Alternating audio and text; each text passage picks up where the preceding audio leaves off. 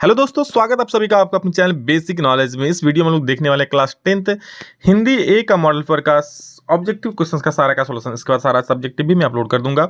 बता दूं, इससे पहले जितना सारा मॉडल पर है आपका मैथ का सब्जेक्टिव ऑब्जेक्टिव से अपलोड हो चुका है, साइंस का भी अपलोड हो चुका है, SST यानी सोशल साइंस का भी अपलोड हो चुका है और इंग्लिश का भी सब अपलोड हो चुका है। बस हिंदी बचा है जो कर दे रहे हैं। इसका अलग से आप लोगों को लिस्ट भी मिल जाएगा, वहां पर आप लोग सारा चीज एक साथ देख सकते हो।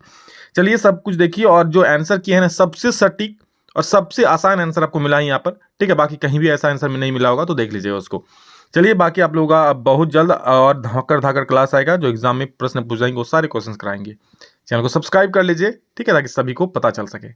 चलिए देखिए, आपका सबसे पहले यहाँ पर गद्यांश दिया गया है, यानी पैराग्राफ टाइप का। इसको पढ़ लीजिएगा, क्योंकि हिंदी वाला है, हिंदी पढ़ोगे तो समझ ही जाओगे। मैं इसको पढ़ नहीं रहा हूँ बिना मतलब का, टाइम वेस्ट, आप पढ़ लेना, मैं आंसर बता रहा हूँ। देखो, स्वस्थ जीवन जीने के लिए गद्यांश में किन मुख्य स्तंभों का उल्लेख किया गया है? 4 गो ऑप्शन है, तो जो इसका आंसर होगा ना, संतुलित आहार, नियमित व्यायाम और पर्याप्त नींद। इसका जो है प्रमुख रूप से उल्लेख किया गया कि भाई स्वस्थ जीवन जीने के लिए जरूरी है। अगला प्रश्न है, स्वस्थ का सीधा संबंध किससे है? तो देख सकते हो, स्वास्थ्य का जो सीधा संबंध होता है ना, हमारे दैनिक कार्यों और उत्पादकता से है। यानी अगर हमारा स्वास्थ्य सही रहेगा तो हम पर डे का कार्य यानी दैनिक कार्य सही से कर पाएंगे। उत्पादकता सही रहेगा, हम लोग कोई चीज़ को अच्छे से करके हम लोग कोई चीज़ प्रोडक्शन तैयार कर सकते हैं ना, कोई चीज़ मतलब अपना प्रोडक्टिविटी अच्छा रहेगा। कोई चीज़ कार्य का पढ़ोगे तो अच्छा मन लगेगा, कुछ कार्य करोगे तो मन लगेगा। तनाव से बचने के लिए गद्यांश में क्या उपाय सुझाया गया है? तो तनाव से बचने के लिए सकारात्मक सोच रखने के लिए कहा है, ठीक है। अधिक काम करना, पर्याप्त खाना खाना, देर रात तक जाना, सब गलत है। सकारात्मक सोच रखो, पॉजिटिव थॉट रखो, ठीक है। भाग दौड़ भरी जिंदगी में स्वास्थ्य मतलब जो हमारा तबीयत है को नजरअंदाज करने का क्या परिणाम हो सकता है? तो उससे दीर्घकालिक बीमारियों का खतरा बन सकता है। मतलब ऐसा बीमारी जो आपको लंबे समय तक रहेगा, जैसे बीपी हो गया, ब्लड शुगर हो गया, प्रेशर हो गया, ये सब। अब एक पद्यांश से कविता दिया है, इसको चलो मैं पढ़ देता हूं। नारी है शक्ति, नारी है ज्ञान, नारी के बिना अधूरी है सृष्टि महान। वह स्नेह का सागर, करुणा की धार, नारी है सृजन की अद्भुत पुकार। संघर्षों से आगे बढ़ती है नारी, हर बाधा को वह सरलता से हारी। समर्पण साहस धैर्य का प्रतीक, नारी के बिना जीवन है अधूरा अधीर। सम्मान दो नारी को, पहचान दो उनके सपनों को भी उड़ान दो। नारी है प्रकाश, नारी है जीवन, उससे ही यह जगत स्पंदन, यानी जगत चल रहा है।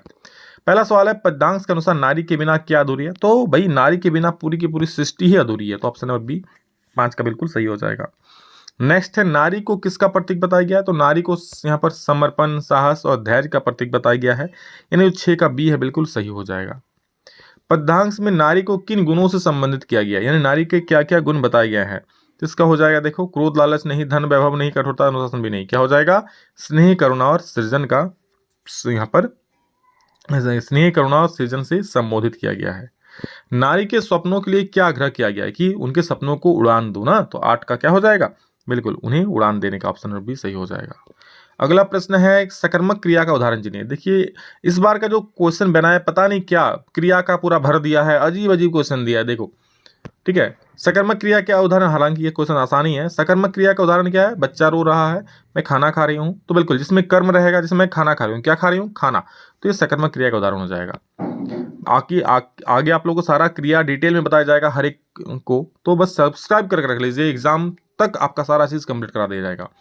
सकर्मक क्रिया और अकर्मक क्रिया में मुख्य अंतर क्या है? तो सकर्मक क्रिया और अकर्मक क्रिया में मुख्य अंतर कर्म का होता है। सकर्मक क्रिया में कर्म की आवश्यकता होती है, अकर्मक क्रिया में कर्म नहीं रहता है। सकर्मक क्रिया में हमेशा क्या होता है? सकर्मक क्रिया में हमेशा एक कर्म जरूर होता है, ठीक है। निम्नलिखित में से किस वाक्य में क्रियापद का उपयोग? क्रिया किस में है?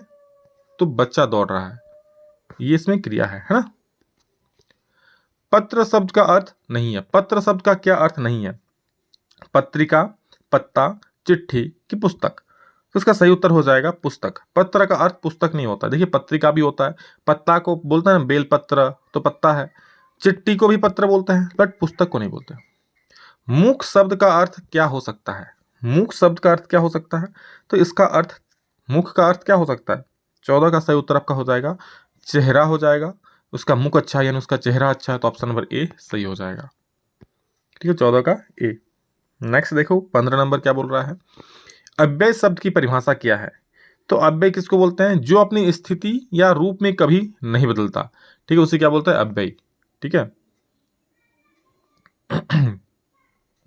समझ गए। जो अपनी स्थिति या रूप में कभी नहीं बदलता उसे क्या बोलता है, अव्यय बोलते हैं। नेक्स्ट, वह जल्दी आया, वाक्य में जल्दी किस शब्द किस प्रकार का अव्यय है। ठीक है, तो अव्यय कितने प्रकार के होते हैं ये जब फुल पढ़ाएंगे तब समझोगे। तो इसका सही उत्तर क्या हो जाएगा, किस प्रकार, जो वह जल्दी आया, इसमें जो जल्दी है किस प्रकार का अव्यय है, तो जल्दी इसमें आप लोगों का हो जाए क्रिया विशेषण अव्यय। ठीक है, 16 का बी सही हो जाएगा, यानी क्रिया विशेषण अव्यय। अगला, राजमहल शब्द किस प्रकार का समास है। तो राजमहल शब्द जो है ना ये तत्पुरुष समास है। कौन सा समास, तत्पुरुष समास। बहुब्रीहि में किस प्रकार के पद होते हैं। बहुब्रीहि समास में कैसा पद होता है, तो बहुब्रीहि मतलब होता है दोनों पदों से अलग होता है। ठीक है, समास का अर्थ दोनों पद से अलग, मतलब बहुब्रीहि में जो दो बनेगा ना, दो पदों से मिलकर कोई एक पद, तो दोनों पदों से जो पद बनता है वो क्या होता है, वो अलग होता है। तुम स्कूल जाओ और मैं घर पर रहूंगा, इस वाक्य का प्रकार क्या, और जहां भी जुट गया है तो समझो क्या लग गया है, संयुक्त वाक्य लग गया है। मैंने उसे बुलाया क्योंकि वह देर से आया था, इस वाक्य में कौन सा वाक्य है। मैंने उसे बुलाया क्योंकि वह देर से आया था, तो क्योंकि लग गया है ना, तो मिश्र वाक्य हो जाएगा। ऑप्शन में बी सही हो जाएगा। ठीक है, 20 का बी।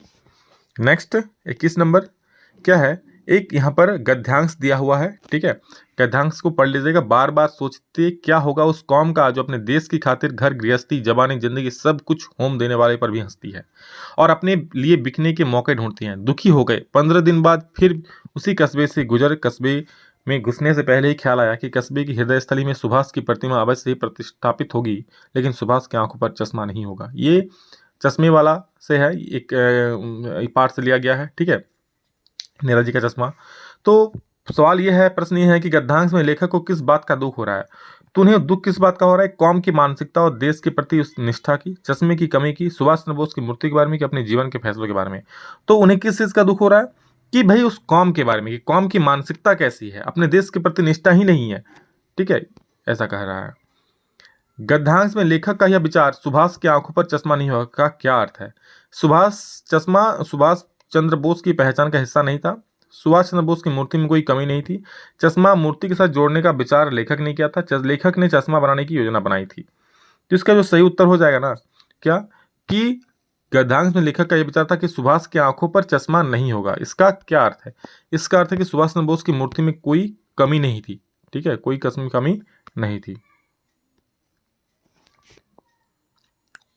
अगला सवाल, अब बेटे के क्रियाक्रम में तूल नहीं किया, पतोहू से ही आग दिलाई उसकी, किंतु ज्यों ही श्राद्ध की अवधि पूरी हो गई पतोहू के भाई को लगा उसका साथ कर दिया, यह आदेश देती है कि उसकी दूसरी शादी करा देना। इधर पतोहू रो रो कर कहती, मैं चली जाऊंगी तो बुढ़ापे में कौन आपके लिए भोजन बनाएगा, बीमार पड़े तो कौन एक चुल्लू पानी भी देगा। मैं पैर पड़ती हूँ, मुझे अपने चरणों से अलग नहीं कीजिए, लेकिन भगत का निर्णय अटल था, तू जा, नहीं तो मैं इस घर को छोड़कर चल दूंगा।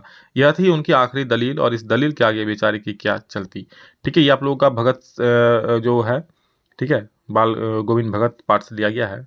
तो क्या है, भगत का निर्णय क्या था, तो पतोहू की दूसरी शादी कराने उसका अंतिम निर्णय था। ठीक है, पतोहू ने क्या कहा था जब भगत ने उसे घर छोड़ने के लिए कहा, पतोहू ने कहा कि मैं आपके लिए बुढ़ापे में भोजन बनाऊंगी। ठीक है, तो ऑप्शन नंबर सी सही हो जाएगा। ठीक है, क्या हो जाएगा, ऑप्शन नंबर सी। चलिए नेक्स्ट देखते हैं। 24 का क्या हो जाएगा, मैं घर से ना आऊंगी, मैं बुढ़ापे में आपके लिए भोजन बनाऊंगी। तो 24 का सी हो गया ना। नेक्स्ट, फिर भुजबल भूमि भूप बिनु किन्हीं, बीपुल बार मही देवन विदिनी, सहस बाहुभुज छेद निहारा, परसु बिलोकु महिप कुमारा, मातु पितहु जानी सोच बस, करसी महिष किशोर, गर्भन्न के अर्भक दलन परसु मोर अति घोर। यह गर्भन्न के अर्भक दलन में अर्भक का क्या अर्थ है। ठीक है, तो इसका अर्थ है बच्चा, यानी गर्भ में पल रहा बच्चा भी परशुराम के परसों से डरता है। तो 25 का सी क्या हो जाएगा, गर्भन्न के अर्भक, यानी गर्भ में जो बच्चा पल रहा है, तो बच्चा हो जाएगा यहाँ पर। महिप कुमार किसे कहा गया है। ठीक है, महिप कुमार किसे देख सकते हो, यहाँ पर क्या लिखा है कि सहस बाहुभुज छेद निहारा परसु बिलोकु महिप कुमार। तो महिप कुमार यहाँ पर लक्ष्मण जी के लिए यूज किया गया है। तो 26 का हो जाएगा सी लक्ष्मण। ठीक है, अगला प्रश्न क्या देखिए 27 नंबर, विपुल बार महिदेवन न दिनी में महिदेव किसका संदर्भ है। ठीक है, तो इसको तो आप लोग नाम महिदेव महादेव पढ़कर ही बोल सकते हो, महिदेव महादेव, तो महादेव शिव के बारे में ये कहा गया है। परसु बिलोकु महिप कुमारा में परसु किसके लिए प्रयुक्त हुआ है। तो परसु का अर्थ यहाँ पर परसु एक शस्त्र होता है कुल्हाड़ी जैसा, उसके बारे में कहा गया है, जो परशुराम के हाथ में रहता है। तो एक युद्ध वाला अस्त्र है। गंतोक का क्या अर्थ है? तो गंतोक का अर्थ है पहाड़ी इलाका या पहाड़ कह सकते हो। जितेन नार्गे की जीप में किसकी तस्वीर लगी हुई थी? तो जितेन नार्गे की तस्वीर में दलाई लामा की तस्वीर लगी थी, महात्मा गांधी, महात्मा बुद्ध की, महावीर की। तो 30 का सही उत्तर क्या हो जाएगा? 30 का सही उत्तर बी हो जाएगा, दलाई लामा की तस्वीर लगी हुई थी। ठीक है, तो ये था दोस्तों आप लोगों का ऑब्जेक्टिव, इसका सब्जेक्टिव है उसका भी अपलोड कर देंगे हम। सब्सक्राइब कर लीजिए, सभी को शेयर कर दीजिए, सारा अपलोड हो चुका है, बस देखिए और अच्छे से समझ लीजिए। समझा तो यही है, बाकी और अच्छे अच्छे वीडियोस क्वेश्चन आएंगे उसको जरूर देखिएगा। ठीक है, चलिए इस वीडियो में इतना ही, मिलेंगे दूसरा वीडियो में जल्दी, तब तक के लिए जय हिंद, वंदे मातरम।